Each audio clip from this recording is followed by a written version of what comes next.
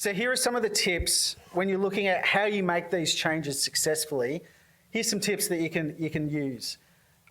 One of the things that we've seen that's incredibly valuable, and it sounds simple, but to make sure that everybody shares the same investment philosophies.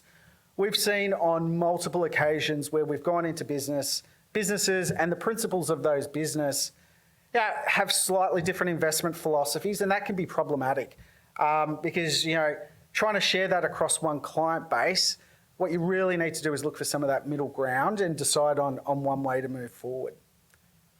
Mapping out the key risks and disruptions. You're going to have people in your business whose roles will change significantly. They may stop doing certain activities. They'll be taking on new activities. So for your staff, this can be quite frightening. So to map it out beforehand is incredibly valuable. And one of the ways that you can do that is making continuous reinvention part of your mindset. So this looks at things like involving AI, looking for efficiencies, trying to make your business more effective so that change becomes commonplace. If it's commonplace, it's far easier to implement. Communicating the why.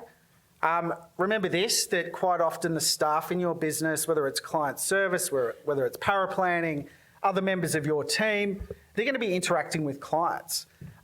So do they have the necessary knowledge? Do they understand why you're making this transition?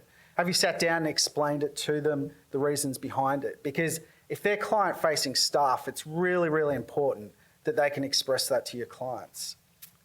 Having the right training, once again, incredibly crucial. Making transitions is a pretty big deal. Moving clients across, it may involve learning new platforms. There's going to be a lot of paperwork. All of these things are things that people need training for.